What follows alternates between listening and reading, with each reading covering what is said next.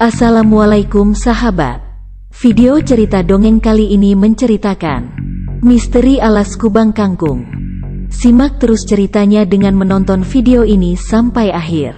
Sebelum lanjut ke ceritanya, yuk subscribe dulu channel ini dan nyalakan lonceng notifikasinya biar sahabat tahu tentang video terbaru selanjutnya. Tentunya hanya di channel Cerita Dongeng.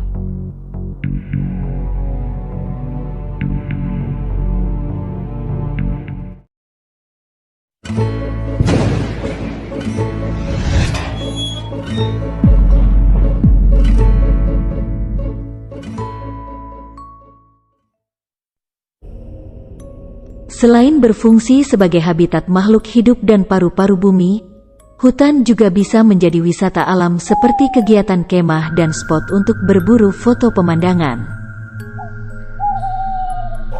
Namun cerita keindahan alam hutan di Indonesia juga diiringi dengan kisah angker dan penuh misteri. Di Indonesia sendiri yang terdiri dari banyak kawasan hutan pun memiliki legenda dan mitos yang berbeda-beda di setiap tempatnya. Jika di Jawa Timur terkenal dengan Taman Nasional Alas Purwo, daerah Kabupaten Cilacap, Jawa Tengah juga memiliki kawasan hutan yang tidak kalah angker yaitu Alas Kubang Kangkung.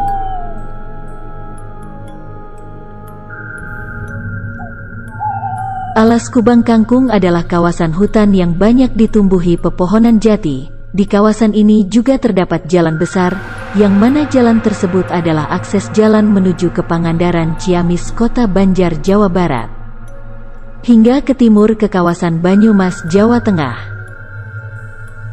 Di kawasan Alas Kubang Kangkung memang tidak dijumpai perumahan warga, namun terdapat beberapa pedagang gorengan dan minuman di sepanjang jalan tersebut. Tak heran jika di kawasan ini banyak kisah-kisah misteri yang beredar, karena konon kawasan hutan memang menjadi tempat berkumpulnya para makhluk astral. Beberapa pengendara yang melintasi kawasan tersebut mengaku pernah diganggu, atau hanya sekedar ditampakkan oleh sosok-sosok tak kasat mata penghuni kawasan Alas Kubang Kangkung.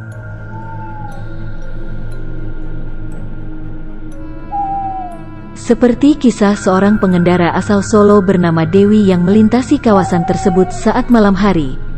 Saat Dewi dan suaminya ingin mengunjungi sanak saudaranya di daerah Pangandaran, mereka pergi dengan mengendarai sepeda motor.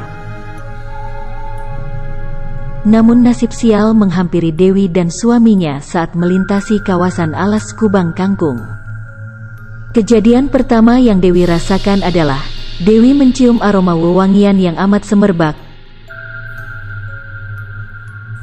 Lalu tak lama motor yang dikendarai suami Dewi mengalami pecah ban pada bagian belakang ban belakang motor, hingga motor mereka pun harus dituntun hingga menemukan tukang tambal ban. Setelah ban motor mereka sudah ditambal, mereka pun melanjutkan perjalanan. Sesudah mereka menempuh sekitar 5 km, gantian ban depan motor mereka bocor, dan mereka pun harus menuntun kembali motor mereka. Namun kali ini mereka kesulitan menemukan tukang tambal ban di sepanjang jalan yang mereka lalui, karena hanya ada hutan saja di sekeliling mereka.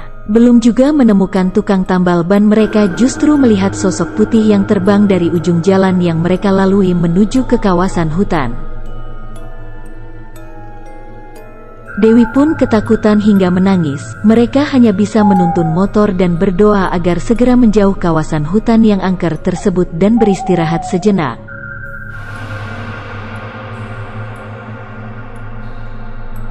Kisah lainnya juga dialami oleh seorang pengendara mobil pick-up bernama Yono saat ia hendak mengantar pasir ke daerah Sukoharjo ditemani seorang kawannya yang bernama Usman.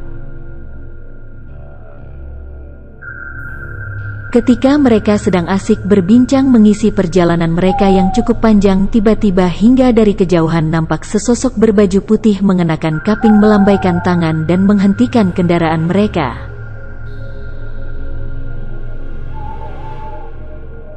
Usman menyarankan agar tetap melanjutkan perjalanan dan menghiraukan orang tersebut, karena Usman mempunyai firasat yang tidak enak.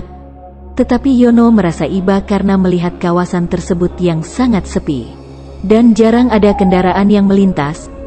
Dia tidak memiliki prasangka buruk terhadap sosok bercaping tersebut. Akhirnya mereka pun memilih untuk berhenti dan membantu sosok bercaping tersebut.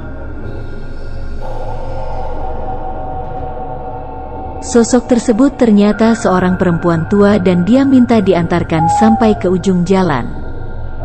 Usman pun mempersilahkan wanita itu untuk duduk di depan berdampingan dengan Yono, sementara Usman duduk di bak belakang.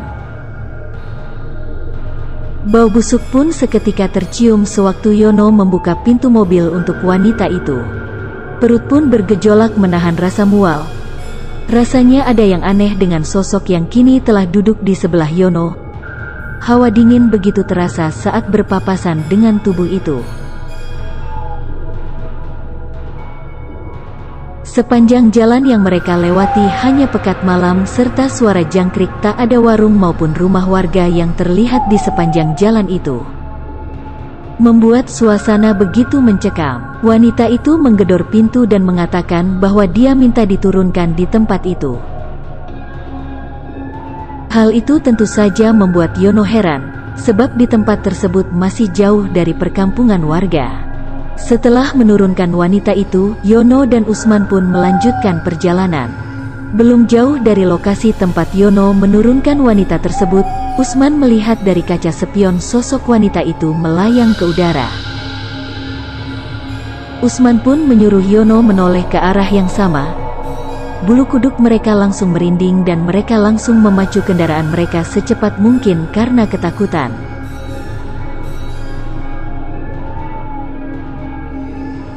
Menurut salah seorang pemilik warung di kawasan Alas Kubang Kangkung, ternyata kejadian semacam ini sudah sering terjadi, terutama apabila para pengendara yang melintas tidak membunyikan klakson sebelum melintasi kawasan Alas Kubang Kangkung.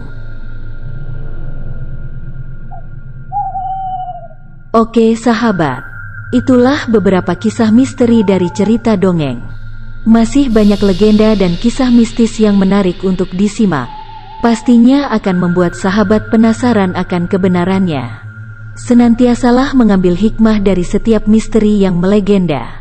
Legenda-legenda yang masih jadi misteri dan kisah mistis tersebut akan kita upload tiap minggunya. Terus nantikan video terbaru selanjutnya. Tentunya hanya di Cerita Dongeng. Assalamualaikum warahmatullahi wabarakatuh.